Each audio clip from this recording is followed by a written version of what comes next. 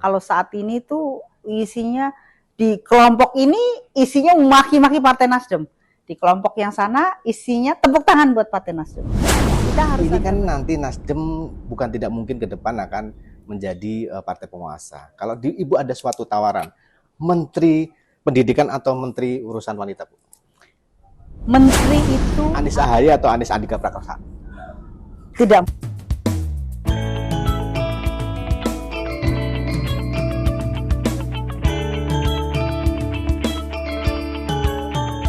Nah, Bro Konco, sekarang kita masih di segmen Guyon Waton masih bersama Bu Reri ya.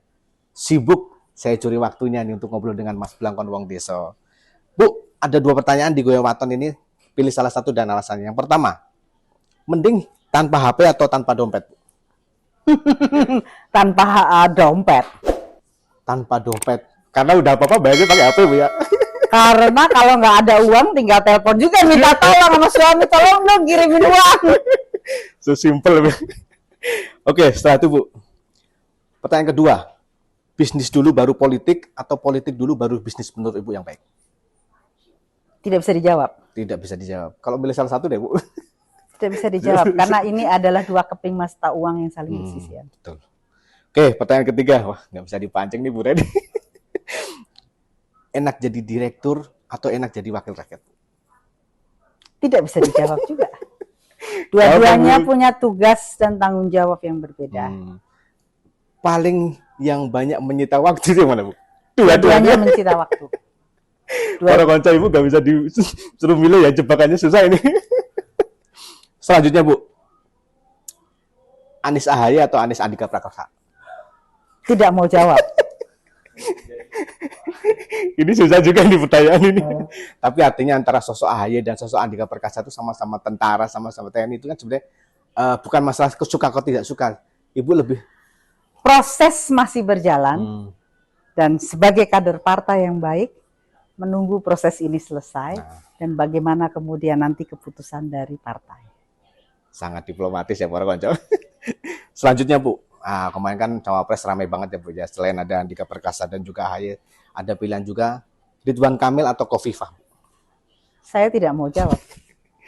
Kalau dari segi, tapi yang saya mau sampaikan adalah siapapun yang menjadi pemimpin bangsa ini nanti, entah itu presiden atau wakil presiden, harus dipastikan orang-orang yang mengedepankan paham kebangsaan dan jangan lupa pemimpin kita harus bisa menggambarkan bahwa di situ ada inklusivitas. Itu poinnya Bu ya. Siapapun ya Bu ya. Itu para konco, ada clue ya dari beliau. Selanjutnya Bu, ini kan nanti Nasdem bukan tidak mungkin ke depan akan menjadi partai penguasa. Kalau Ibu ada suatu tawaran, Menteri Pendidikan atau Menteri Urusan Wanita, Bu? Menteri itu adalah kewenangan presiden. Susah nih Ibu. Dan kemudian yang diserahkan atau ditugaskan kepada siapapun, bisa dari kader partai, bisa dari jalur profesional, tetapi yang menerima tugas itu adalah orang yang mendapatkan amanah. Saya juga tidak mau jawab. Kalau saya memberikan pertanyaan itu karena Ibu di 2 bidang itu tuh sangat menguasai. Artinya kalau Ibu dikasih kesempatan, apa sih Bu yang menjadi prefer dari Ibu tuh? Begini, untuk menjadi eksekutif sekali lagi ini adalah kewenangan dari presiden.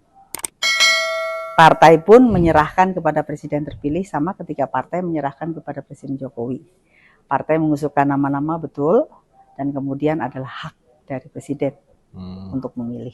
Oke, para konco, nanti kita tunggu ya. Kalau pas Partai Nasdem menang, nanti kita lihat Ibu jadi apa.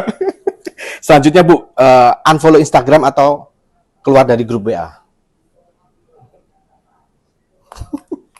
Ini banyak kasus Bu, khususnya politik. Satu grup WA ada yang nggak suka sama AB. Saya tidak pernah melakukan dua-duanya. Gitu.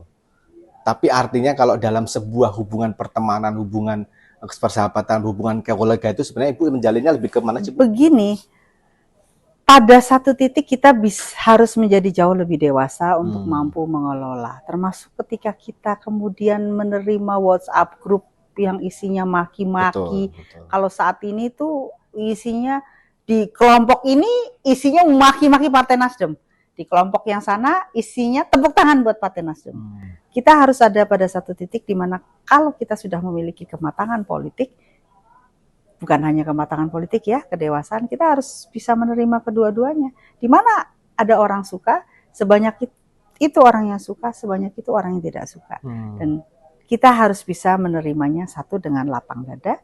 Kalau kembali lagi ke Partai Nasdem dalam konteks yang saat ini relevan, ya Partai Nasdem adalah ruang yang luas di mana kita berpolitik dengan jujur, riang, dan gembira.